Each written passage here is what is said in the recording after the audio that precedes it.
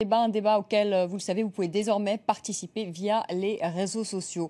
Des dizaines de milliers de partisans de Mohamed Morsi sont toujours rassemblés ce soir à Nasser City pour protester contre la destitution du président égyptien. Ce mardi, l'ancien ministre des Finances, Hassem El-Beblaoui, a été nommé Premier ministre du gouvernement de transition et Mohamed El-Baradei, lui, a été désigné vice-président chargé des affaires étrangères. Une nouvelle transition donc pour l'Égypte.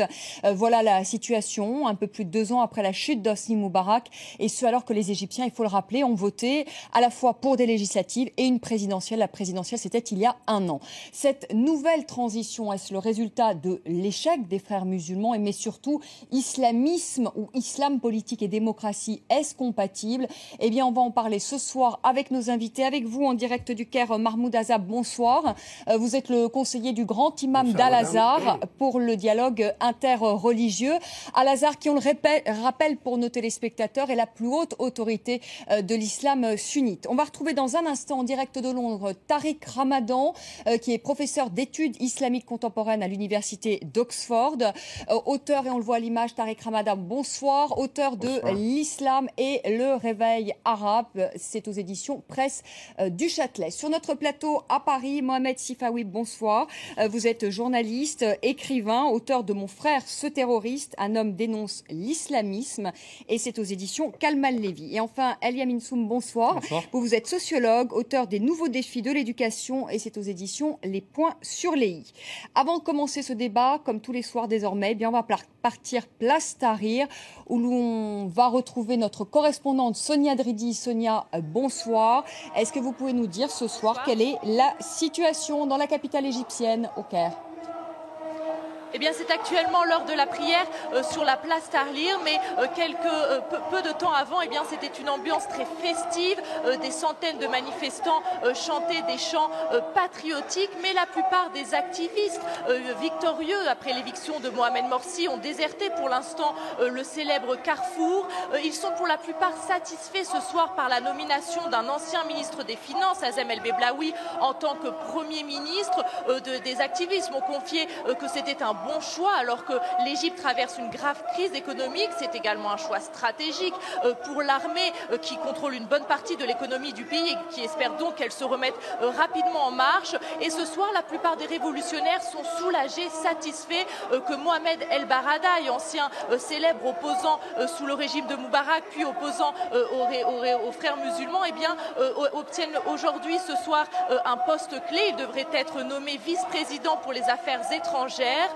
Mais alors que l'armée, qui se sait observée internationalement, presse cette transition démocratique, eh bien les frères musulmans continuent de manifester à quelques kilomètres d'ici, dans le quartier de Nasser City. Ils continuent de réclamer le retour de leur président légitime, Mohamed Morsi. Et aujourd'hui, eh bien cet après-midi, les frères musulmans ont également enterré leurs martyrs, puisque l'armée a tiré hier dans la foule. Des soldats et des policiers ont tiré sur les manifestants pro-Morsi, et donc ce bain de sang a attisé la colère des frères musulmans. Et un membre de la confrérie m'a dit ce soir que, eh bien, loin de calmer le jeu, le Ramadan qui va débuter demain, eh bien, devrait au contraire attiser les tensions, les affrontements dans les prochains jours. Merci Sonia. Sonia Dridi en direct du Caire, et vous voyez ces images en direct donc de Nasser City, où c'est l'heure de la prière et où sont réunis ce soir encore des dizaines de milliers de partisans du président déchu Mohamed Morsi. Mahmoud Azab en direct du Caire encore. L'imam Cher Ahmed Al-Tayeb a annoncé qu'il se mettait en retrait des négociations, qui est l'imam d'Al-Azhar. Est-ce à dire que vous ne cautionnez pas les agissements de l'armée? On rappelle qu'hier, il y a eu un bain de sang qui a causé la mort de 51 personnes, et en majorité des partisans de Mohamed Morsi. Bonjour madame. Tout d'abord, le retrait dont vous parlez, ça ne veut pas dire que l'imam relâche sa mission d'un grand imam et que toute l'Égypte reconnaît, musulmans et chrétiens, qui dirige avec l'Église depuis 2 ans un débat extraordinaire à travers ce qu'on appelle la maison de la famille égyptienne, et qui est là pour réunir les Égyptiens tous sans exception, de toute couleur politique ou autre, mais ça veut dire qu'il était très prudent. Il dit, dans un moment de conflit qu'on appelle fitna, discorde, il faut qu'on soit prudent. La parole, c'est comme de la chimie, il ne faut pas dire n'importe quoi, il faut s'inscrire du côté du peuple égyptien, la majorité bien claire, que l'Égypte passe cette période vers sa paix et vers sa nature, ses principes connus à travers les siècles et les siècles. Mais ça ne veut pas dire qu'il relâche le dialogue, pas du tout. D'ailleurs, il est là pour réunir, pour appeler les Égyptiens à la paix. Il rejette la violence de n'importe quel côté et il aime que tous les Égyptiens, frères musulmans, laïcs, civils ou autres, participent ensemble et qu'ils soient représentés pour rebâtir l'Égypte ensemble. Mahmoud Azab, vous dites l'imam d'Al-Azhar veut rester prudent, mais il n'a pas été tant en retrait que ça, puisque d'une certaine manière, vous avez quand même cautionné le renversement de Mohamed Morsi. Vous l'avez cautionné, ce renversement. Vous savez, madame, s'il vous plaît, madame, c'est la rue égyptienne, 33 ou 36 millions d'Égyptiens étaient partout, ils étaient là, et l'armée est intervenue pour prendre le côté du peuple, pour répondre aux appels du peuple égyptien. Ce n'est pas un coup d'État pour l'Égypte, même les États-Unis commencent à reconnaître. Il faut voir que l'armée voulait éviter un bain de sang, et donc quand il a trouvé 36 millions dans la rue, il a rassembler tous les côtés. Quand vous avez vu il y a quelques jours la déclaration, c'était de passer le pouvoir, comme on dit momentanément, au grand juge suprême de tribunal constitutionnel. Il y avait les représentants de deux religions. Il y avait aussi le représentant de l'opposition civile et les jeunes, c'est-à-dire tout le monde était appelé ensemble. C'est pas un coup d'État pour nous. Ce n'est pas un coup d'État, d'accord. Mahmoud Azab, pas du tout. Bon, là, il y a débat là-dessus, ça fait sourire sur le plateau. Tariq Ramadan en direct de Londres. Ce n'est pas un coup d'État, Tariq Ramadan. Vous êtes d'accord avec Mahmoud Azab, parce qu'on n'a pas encore beaucoup entendu sur l'Égypte. Écoutez, vous allez sur mon site, j'ai un long développement sur la situation. Bien sûr que c'est un coup d'État, et c'est un coup d'État qui n'a pas été décidé par l'armée au moment où il y avait soi-disant 30 millions de personnes dans les rues, mais on sait aujourd'hui par des articles qui ont été publiés dans Le Monde, en France, dans le New York Times aux États-Unis, même dans un certain nombre de journaux à l'étranger, comme en Algérie ou en Égypte, qu'en fait, déjà une semaine avant les événements, il y avait un chantage qui était appliqué sur Morsi. Alors, il faut dire les choses par leur nom après une d'exercice du pouvoir qui furent très mauvaises, dont les priorités politiques, sociales n'ont pas été bonnes. Il fallait en faire une critique rigoureuse. C'est de mon côté ce que j'ai toujours fait, d'ailleurs même avant les élections. J'avais mis en évidence le fait que c'est de la liberté, les frères musulmans jouaient un jeu, une stratégie tout à fait... Alors, on a un problème avec notre communication. Je n'entends pas bien. Oui, alors on a un problème. Non, mais vous inquiétez pas, Mahmoud Azab. En fait, on a un problème avec la connexion Skype et avec Tariq Ramadan. Je voudrais que vous réagissiez, Mohamed Sifawi, à ce que vient de dire Tariq Ramadan. Est-ce qu'on peut dire que ce qui se déroule aujourd'hui en Égypte, c'est l'échec de la gestion des frères musulmans? À mes yeux, incontestablement. D'abord parce que pendant des décennies, la confrérie des frères musulmans, en Égypte d'abord, ensuite dans tous les pays où la confrérie a pu s'aimer et faire des émules, s'est toujours présentée comme une alternative sérieuse et crédible à des régimes autocratiques, dictatoriaux parfois. Elle n'a jamais été confrontée à la réalité du pouvoir. Donc finalement, après le printemps arabe, ce qu'on a appelé le printemps arabe, le fait que des islamistes se retrouvent au pouvoir, ce n'était pas une mauvaise chose en soi. En tout cas, c'est l'appréciation que j'ai immédiatement donnée, malgré les cris d'orfraie qu'on pouvait entendre ici ou là, parce que tout simplement, l'histoire d'un pays ne peut pas se résumer à une année, à 2 ans. L'histoire d'une nation, c'est parfois plusieurs décennies, plusieurs siècles. Il y a eu un changement de régime. La confrérie des frères musulmans en Égypte, qui a longtemps travaillé, notamment la population et la société égyptienne, tant sur le plan social que sur le plan éducatif, avait incontestablement un certain nombre de sympathisants et allait, de toute manière, comme dans d'autres pays arabes, remporter les élections de manière démocratique. Sauf que sur cette question-là, il y a aussi, me semble-t-il, une précision à apporter. La démocratie ne peut pas et ne saurait se résumer à la participation d'un parti à une élection, à un processus électoral. La démocratie est un corpus idéologique. Or, l'idéologie des frères musulmans ne correspond pas du tout au corpus idéologique de la démocratie telle que nous l'entendons, en prenant en considération l'ensemble des valeurs universelles.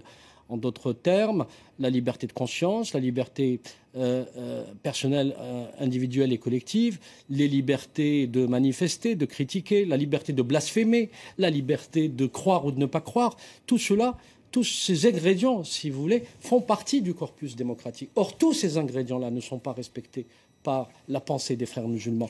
Et c'est la raison, pardon, je termine d'un mot, c'est la raison pour laquelle, je pense, au-delà de l'échec sur le plan politique et économique, c'est la raison pour laquelle le peuple égyptien a immédiatement réagi. Après, coup d'État, oui, c'est un coup d'État, il ne faut pas avoir peur des mots, c'est un coup d'État incontestablement, mais je qualifierais ce coup d'État de plus légitime que d'autres.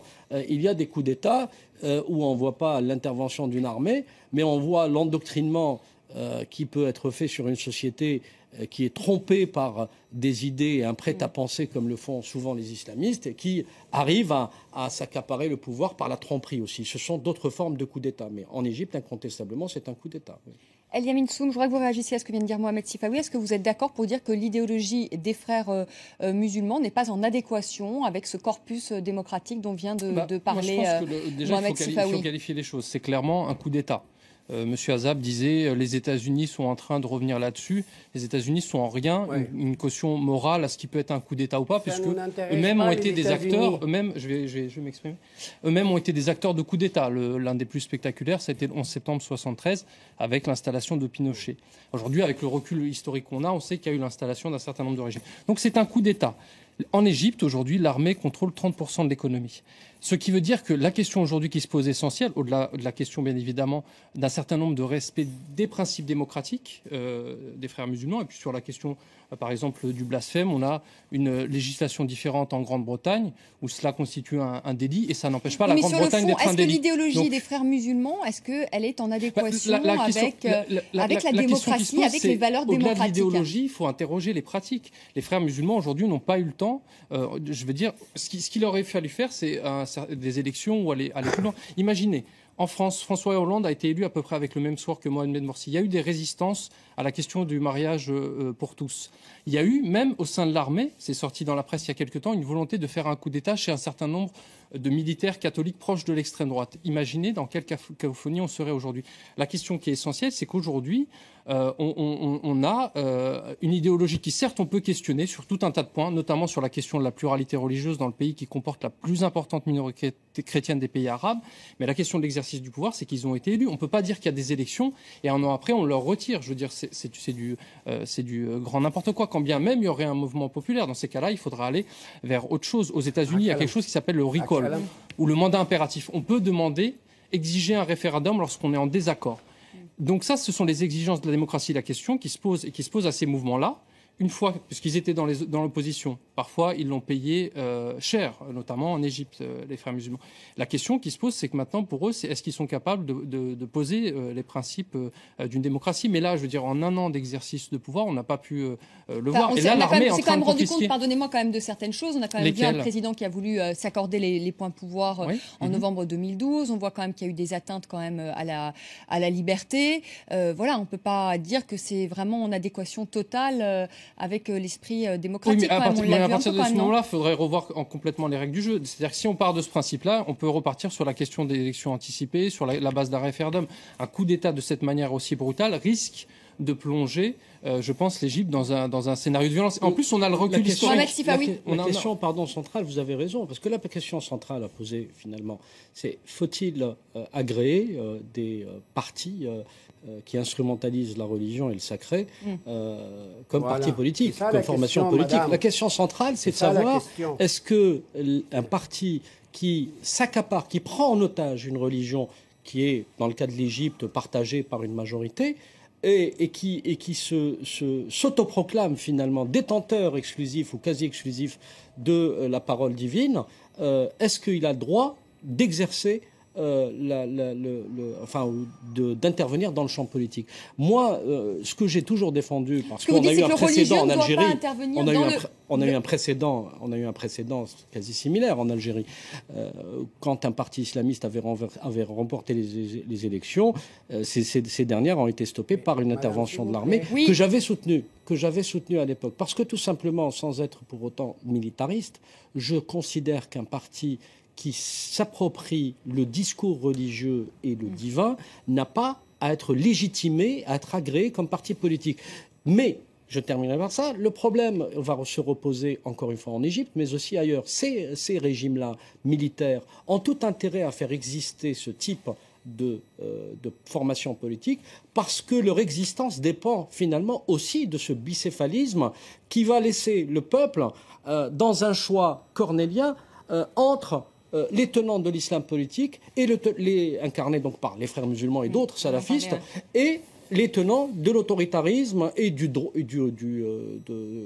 l'autorité, de l'autoritarisme et de la force finalement représentée par l'armée. Mahmoud Azab, vous voulez réagir à ce que vient de dire Mohamed Sifaoui? Oui, madame. Oui, madame, s'il vous plaît. Tout d'abord, les États-Unis, qu'ils reconnaissent ou ne reconnaissent pas les voix du peuple égyptien de 36 millions, ça ne nous intéresse pas trop, parce que le peuple égyptien décide pour lui-même, numéro 1. Numéro 2, toute l'opposition, après l'arrivée de M. Morsi, était d'accord avec lui. On entendait des signes rassurants. On avait signé le contrat social et on souhaitait, tout le monde, que la présidence remplisse ce contrat de son côté. Numéro 3, nous voulions des signes rassurants, qu'il ne résoudrait pas tous les problèmes, bien sûr, mais des signes rassurants. Mon frère paysan à la campagne m'a dit, c'est comme si vous m'avez dit que je vous amène dans ma voiture du Caire vers Alexandrie, on se trouve en Haute-Égypte et je dois me taire jusqu'à qu'on arrive au Soudan à la place d'Alexandrie. Il fallait des signes. Numéro 4, les gens de la culture, les intellectuels, les cinéastes, les artistes, depuis 1 mois et demi, voient qu'il y avait une déviation pour que l'Égypte, ouverte d'esprit depuis plus d'1 siècle, surtout le cinéma égyptien, qui va disparaître en annulant le ballet, l'opéra et toutes ces choses-là. Numéro 4, numéro 5, numéro 6, la démocratie. Ce n'est pas les urnes, la démocratie.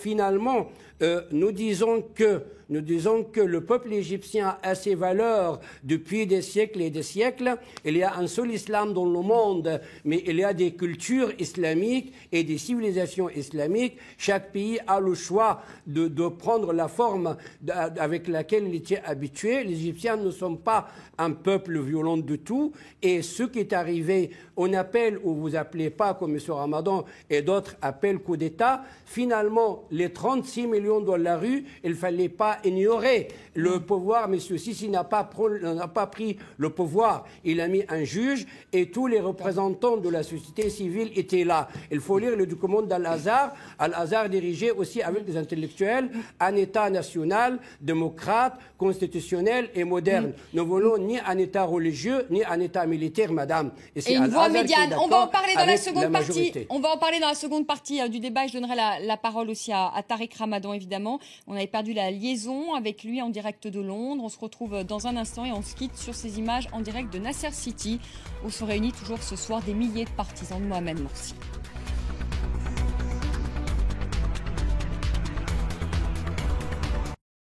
Le débat, la crise en Égypte annonce-t-elle la fin de l'islam politique dans les printemps arabes?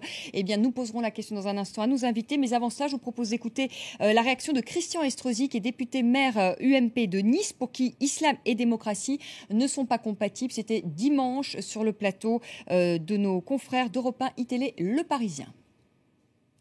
Dès qu'en France, vous avez dans une crèche, dès qu'en France, vous avez dans une école Dès qu'en France, vous allez dans un lieu public, quelqu'un qui afficherait un signe ostentatoire d'une appartenance à une religion, tout le monde se met à hurler, ce qui, parce que je défends les principes de la laïcité, me paraît totalement légitime.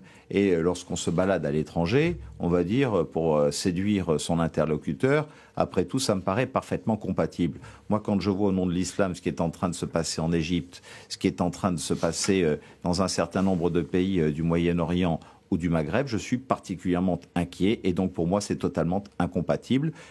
Voilà, et quelques jours plus tôt, eh bien, le chef de l'État français, François Hollande, affirmait tout le contraire. Il expliquait que islam et démocratie, c'était compatible et c'était devant les parlementaires tunisiens. On l'écoute.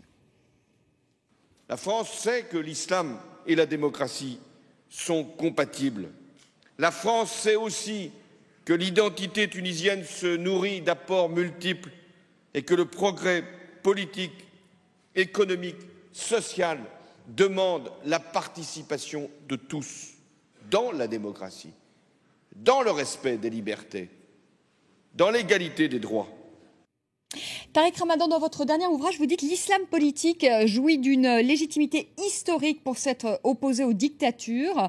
Or, si on regarde un peu la gestion des frères musulmans durant cette année passée au pouvoir, ils ont utilisé les mêmes méthodes finalement que les dictatures passées. Restriction de la liberté d'expression, Mohamed Morsi qui s'est accordé les pleins pouvoirs. Non, écoutez, je pense qu'il faut mesurer les choses et qu'il faut être un tout petit peu plus pondéré. Moi, ce que je mettais en évidence, c'est j'essayais d'expliquer dans le livre pourquoi, après les soulèvements, que ce soit en Tunisie ou que ce soit en Égypte, eh bien, les partis de l'islam politique l'ont emporté parce qu'ils étaient dans la résistance, parce qu'ils ont été torturés et que telle était leur légitimité.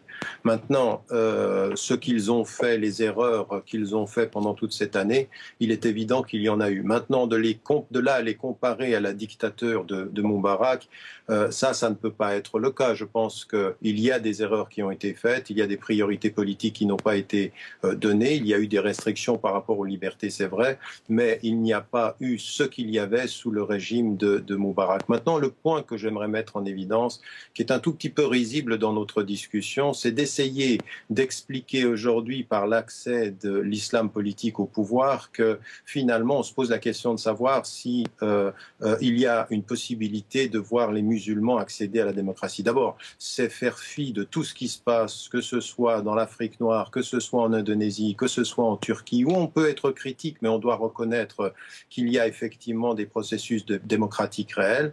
Maintenant, en Égypte, on assiste à un coup d'État, et ce qui est surprenant et que personne dit, comment se fait-il que ceci ait été su auparavant, que les États-Unis, le lendemain, quelques heures après le coup d'État, n'utilisent pas le mot de coup d'État pour se donner la possibilité de soutenir le régime. Et l'un des conseillers du Premier ministre turc avait raison de dire, la question n'est pas de savoir si les musulmans sont prêts pour la démocratie, mais si l'Occident est prêt pour la démocratie dans certains pays musulmans, parce que derrière l'armée aujourd'hui, qu'on le sache et qu'on le dise, tous les cabinets occidentaux n'ont pas utilisé le mot de coup d'État parce que finalement, ils sont dans le soutien qui est en train de se passer. Le soutien de ce qui est en train de se passer, c'est que jamais depuis 2 ans, l'armée n'est sortie du jeu politique en Égypte. Elle n'est jamais sortie. Et de voir aujourd'hui l'institution d'Al-Azhar, qui a toujours été sous le régime de Nasser d'abord, puis de Sadat, puis de Moubarak, dans le jeu du pouvoir, eh bien, qu'elle soit du côté de l'armée au moment où celle-ci parle, soi-disant pour 36 millions. On le sait aujourd'hui, l'armée a offert aux agences des médias les images qui correspondaient à ce peuple qui la présentait comme libératrice, alors qu'en fait, l'armée elle a été l'un des agents constructeurs de tout ce qui est en train de se passer aujourd'hui en Égypte. Alors, il faut faire la critique de ceux qui sont au pouvoir, quand les frères musulmans y sont, ou quand n'importe quels y sont. Et il y a eu des erreurs, moi je n'ai eu de cesse de les critiquer.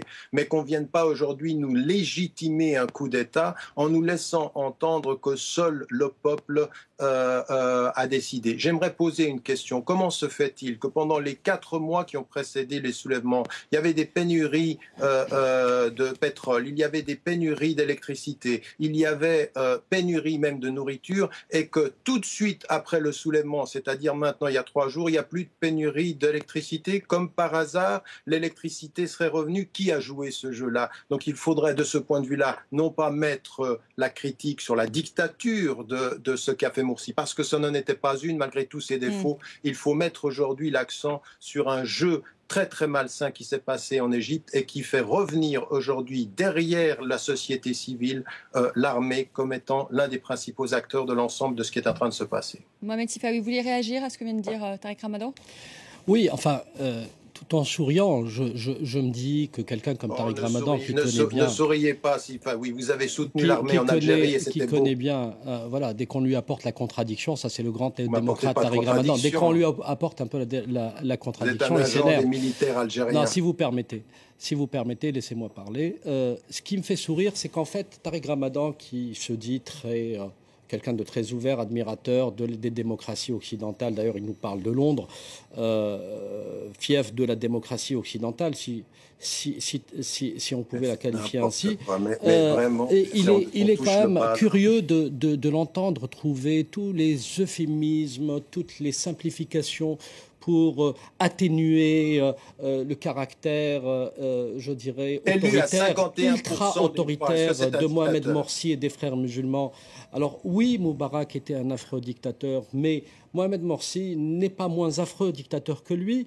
Je dirais, il faut juste questionner peut-être les chrétiens d'Égypte qui ne se sont jamais sentis en danger depuis l'avènement des frères musulmans. Pourquoi? Parce que tout simplement, les frères musulmans, dans leur pensée, et malgré leur faux discours d'apparence où ils veulent apparaître comme ça, comme des gens sympathiques et fréquentables, comme le fait parfois M. Ramadan, ils ont une détestation profonde pour la différence en réalité, et surtout la différence culturelle. Si vous n'avez pas les mêmes croyances, même lorsque vous êtes musulman, lorsque vous n'avez pas la même philosophie, lorsque vous n'avez pas la même approche, lorsque vous n'avez pas la même pensée, vous êtes dénigré, vous êtes stigmatisé, vous êtes mis au banc de la société. Et ça, je pense que oui, c'est un coup d'État militaire opéré par l'armée égyptienne. Mais c'est un coup d'État militaire qui, on le voit à Place Tahrir depuis plusieurs jours, est soutenu par la population égyptienne. Mais on voit aussi Mohamed Sifawi, on voit aussi à Nasser City, pardonnez-moi, on voit aussi des images à Nasser City, aussi des dizaines de milliers de partisans de Mohamed Morsi. Qu'est-ce que je vous disais tout à l'heure? Les régimes comme le régime égyptien, avec sa culture, je dirais, dictatoriale, avait tout intérêt à créer ce système bicéphale où le peuple, finalement, a le choix entre ces islamistes intolérants et cette armée autoritaire. Donc, est-ce qu'aujourd'hui, la question qui se pose, est-ce qu'on va cesser de prendre en otage les musulmans et la religion musulmane et laisser finalement ces populations et ces sociétés s'affranchir des dogmes moyenâgeux pour aller vers une vision beaucoup plus moderniste des choses. Je vais vous donner la parole, Tariq Ramadan. Pour aller vers une vision, Mohamed Sifawi. pour aller vers une oui, parce que ce qui est ennuyeux avec Tariq Ramadan, c'est qu'il aime parler, mais il aime souper. On est plusieurs aussi sur le plateau. Non, mais je vais finir. Je vais laisser la parole. Ce qui est ennuyeux dans cette histoire, c'est qu'à chaque fois, les tenants des thèses des frères musulmans aiment je dirais, prendre la posture de la victime. Ils sont toujours victimes, même lorsqu'ils sont coupables de quelque chose. Mais aujourd'hui, ce que fait l'armée les met de toute façon dans une position de victime. Donc peut-être que la stratégie n'est pas très bonne non plus. Je vous ai dit que c'était un coup d'État militaire. Mahmoud Azab, il veut réagir en direct du carré. Ensuite, je vous donne la parole. Mais tout le monde est très long ce soir. Yamin El-Soum. Je voudrais savoir, Mahmoud Azab, je voudrais savoir, est-ce que pour vous, islam, politique et démocratie, si on veut revenir quand même, recentrer le débat, est-ce que c'est compatible ? Et vous savez, madame, l'islam pluraliste qu'on connaît, l'islam progressiste qu'on connaît à travers sa civilisation est tout à fait compatible avec la démocratie et avec la liberté, numéro 1. L'islam politique, c'est autre chose. S'il est prêt de comprendre, de revoir les périodes où l'islam est arrivé à son apogée de civilisation, il pouvait se comporter autrement.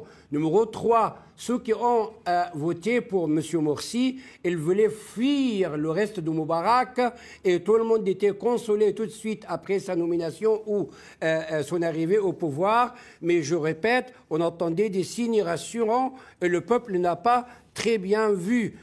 Monsieur Tariq Ramadan a le droit, bien sûr, de défendre l'islam politique et on a le droit de voir autrement les choses. Vous défendez les militaires. Oui, voilà monsieur, oui, monsieur, s'il vous plaît. Défendez les militaires. Vous êtes un défenseur des militaires. Madame, je n'ai coupé personne. Madame, je n'ai coupé personne.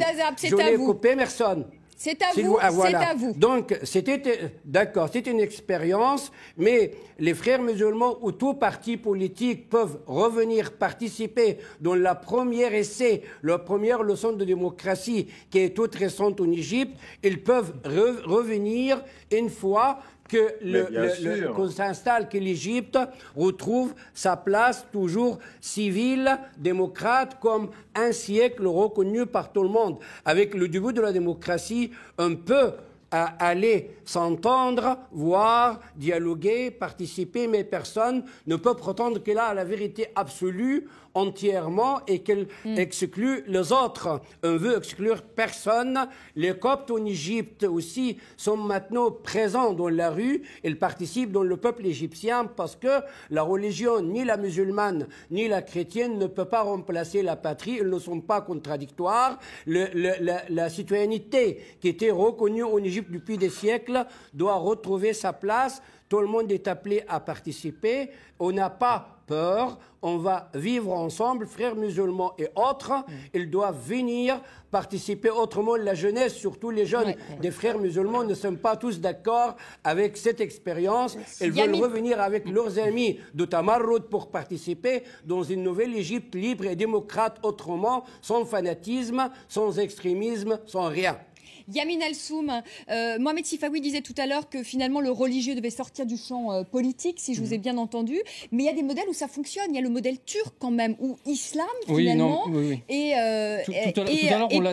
politique fonctionne quand même. Monsieur Azab disait c'est la démocratie, c'est pas les urnes, mais jusqu'à maintenant on n'a pas trouvé un meilleur système pour en tout cas légitimer un pouvoir. Et il y a un certain nombre de pays, bien évidemment, il y a un certain nombre de pays qui ont avancé. On citait l'Indonésie tout à l'heure, la Malaisie. Il y a un certain nombre de pays qui sont en progression. L'islam politique fonctionne. Bien sûr. Et on peut pas aujourd'hui, si vous prenez tout un tas de régimes dans le monde, mais y compris la France, parce que tout à l'heure on écoutait Monsieur Estrosi qui est en campagne pour les municipales et il a peur notamment de l'extrême droite. Monsieur Estrosi qui était dans un camp qui s'appelle l'UMP, dans un pays laïque comme la France, on l'a pas entendu quand Nicolas Sarkozy a demandé une fatwa qui est un avis juridique au moment des émeutes en banlieue. Donc la question de la laïcité, la question de l'identité, elle n'est pas réglée. Et dans tout un tas de sociétés, on s'appuie sur une histoire. N'importe quel pays, on va prendre l'exemple du Brésil.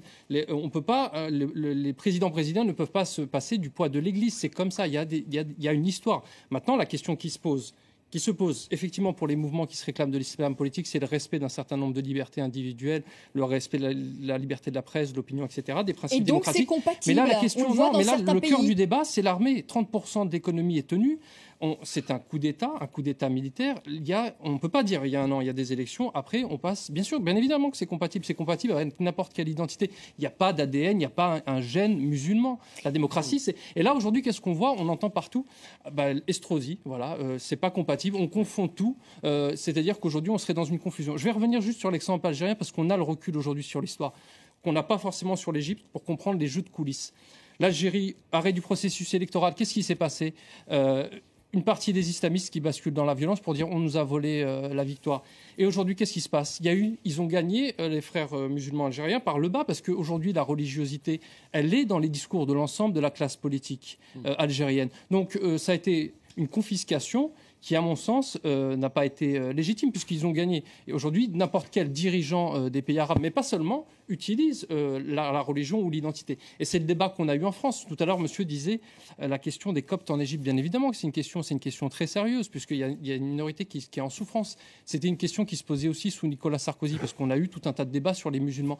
Il y a eu les élections, on a vu un vote massif, environ 2 millions de voix à 90% pour François Hollande. Ça a été les rouages de la démocratie. Et c'est ça qu'il faut questionner, c'est le rôle de l'armée. Est-ce que l'armée retourne dans les casernes et on a des institutions? Et auquel cas, d'État, c'est le cadre légal qui fixe pour les frères musulmans. Et au-delà de l'idéologie, c'est la pratique du pouvoir. On l'a vu avec l'AKP qui a tenté d'interdire la consommation de l'alcool à Istanbul, etc.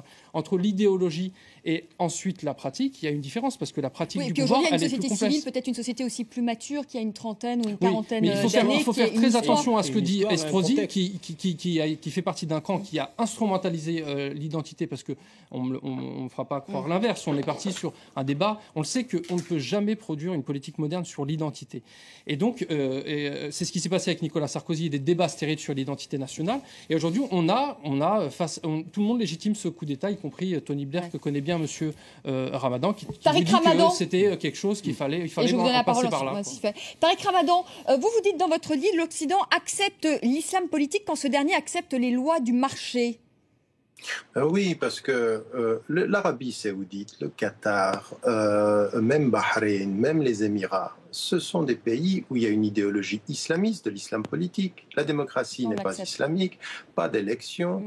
Les femmes sont totalement mises à l'écart de la société et du jeu politique. Simplement, on a le pétrole et le pétrole est complètement et sous les intérêts des Occidentaux. Donc cet islam politique-là, qu'on n'appelle pas islamiste parce que le mot fait peur ou parce que le mot est devenu un mot sale de la géographie et de la terminologie, eh bien, pourtant, ce sont des régimes avec lesquels on s'entend bien.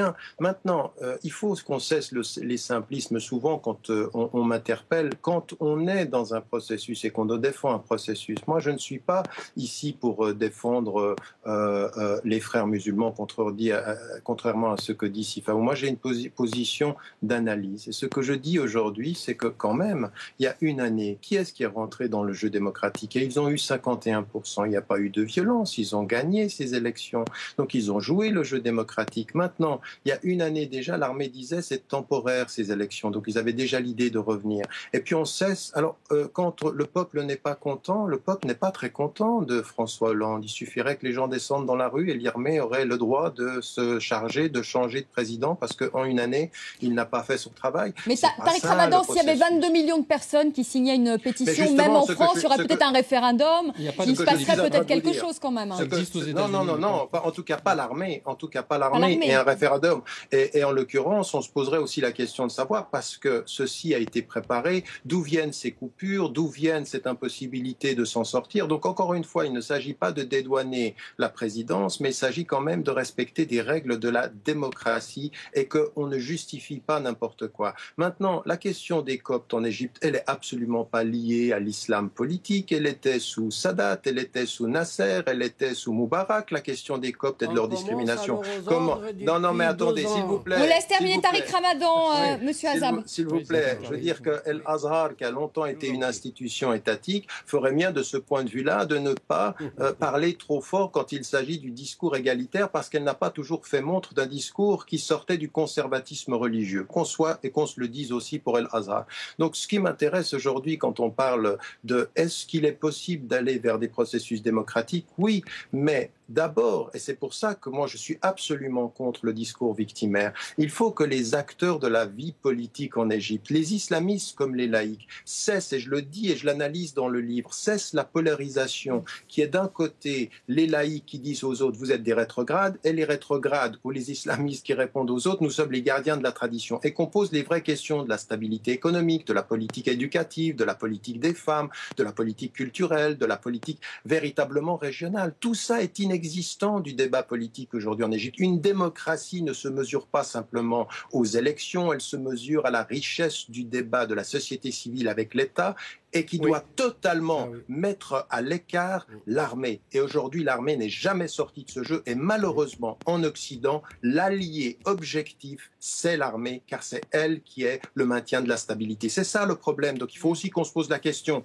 des responsabilités à l'intérieur de l'Égypte, mais qu'on se pose la question de nos alliances. On n'a aucun problème. Pourquoi? Expliquez-moi pourquoi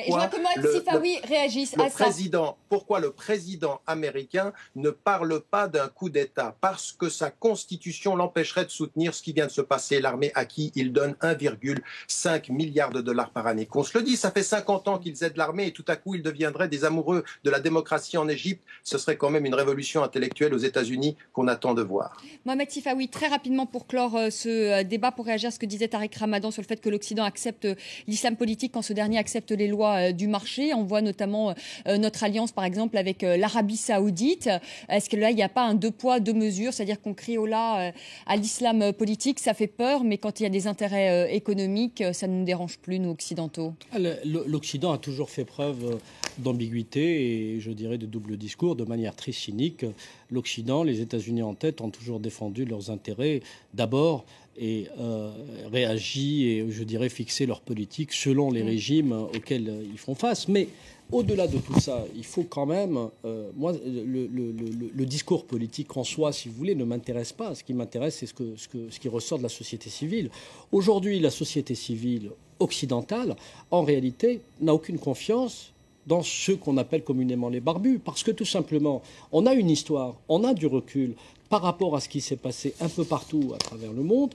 Et que ce soit dans le discours ou dans les actes, on voit bien que ce sont des... Elle ne se pose pas aux sociétés occidentales, elle se pose aux peuples concernés. Non, évidemment, la société occidentale est concernée. Et tout à l'heure, vous disiez quelque chose que je partage totalement, c'est qu'on parle souvent, à juste titre, de l'instrumentalisation politique de l'islam par ces groupes et ces courants de pensée, mais on oublie aussi que des gouvernements, y compris occidentaux aujourd'hui, instrumentalisent l'islam à des fins politiques. L'islam, c'est une fibre redoutable qui peut être instrumentalisée, manipulée à des fins politiques et parfois avec des résultats surprenants. Donc c'est la raison pour laquelle ça intéresse tout le monde et on peut avoir comme ça des discours sur finalement quelque chose qui ne veut pas dire grand-chose, islam et démocratie. On voit le discours de François Hollande et on voit le discours d'Estrosi. Je veux dire qu'ils sont deux discours à remettre dans leur contexte parce qu'en réalité, là aussi je suis d'accord, c'est pas le code génétique du musulman qui est compatible ou pas avec la démocratie. Ce sont des musulmans qui peuvent être ouverts et, au principe démocratique et d'autres, malheureusement, comme il peut exister dans le monde occidental, qui sont des tenants de l'extrémisme. C'est la fin de ce débat. Merci d'y avoir participé. Merci Mahmoud Azab d'avoir été avec nous en direct du Caire. On n'a plus le temps, malheureusement. On n'a plus le temps, mais vous savez, on vous retrouvera. Non, on n'a plus le temps. C'est pas injuste, mais le temps passe, monsieur. Merci à Tariq Ramadan d'avoir été avec nous en direct de Londres. Non, mais on aura l'occasion de se revoir puisque nous viendrons en Égypte faire un débat et vous y participerez. Merci. Mais on n'a plus le temps. On n'a plus le temps, monsieur Azab. Désolé. Merci Tariq Ramadan. C'est pas injuste. C'est malheureusement il nous manque du temps et c'est un débat qui aurait pu durer plus longtemps. Merci à tous les deux également d'avoir participé à ce débat sur ce plateau. Et on rejoint tout de suite Karim pour un œil sur les médias. On a pris un peu de retard. Et on va revenir sur les propos de Christian Estrosi. Islam et démocratie ne sont absolument pas compatibles. Alors, évidemment, ils sont très commentés du côté des médias français, mais beaucoup s'accordent à dire que finalement, c'est beaucoup plus quelque chose de l'ordre de la politique intérieure que de la géopolitique, parce qu'il y a un contexte politique et un contexte électoral. C'est d'ailleurs l'ensemble des réactions sur les réseaux sociaux qui le montrent. Alors évidemment, c'est plutôt des réactions à gauche, celle de Karim Zeribi qui critique Estrosi, pauvre Estrosi, prêt à tout pour capter les voix du Front National, la chasse aux Roms, l'islam. C'est vrai qu'il avait fait un tir groupé, Estrosi, en parlant et des Roms et des musulmans. On met tout ça dans le même sac. Et puis cette réaction du journaliste Samuel Laurent qui nous explique que les municipales arrivent. Estrosi, après avoir joué les sages, se redroitise avec un beau dérapage contrôlé ou incontrôlé selon d'autres. Et puis Patrick Allemand qui dit ça va être sympa en septembre prochain parce qu'un certain nombre de chefs d'État vont venir du côté de Nice justement, des chefs d'État des pays musulmans francophones. Ça sera le 5 septembre. Bonjour, l'ambiance. Et puis de toute façon Christian Estrosi nous a habitués à un certain nombre de déclarations tonitruantes et le site des Inrocks vous propose de redécouvrir en quelque sorte les pires déclarations de Christian Estrosi.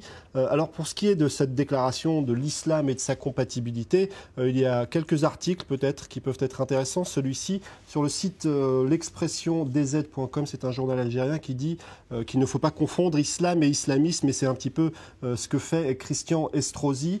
Cet article explique finalement que la destitution du président Morsi ne signifie pas un recul de l'islam, mais un recul de cette politique menée par Mohamed Morsi. Et puis du côté du site de Rue 89, pour Jean-Pierre Filu, l'islam n'a rien à voir avec ce qui se passe en Égypte. Alors c'est peut-être un petit peu provocateur comme titre, mais il explique que finalement, lorsqu'on voit les frères musulmans, ils se raccrochent beaucoup plus à une légitimité des urnes, beaucoup plus qu'à la charia finalement.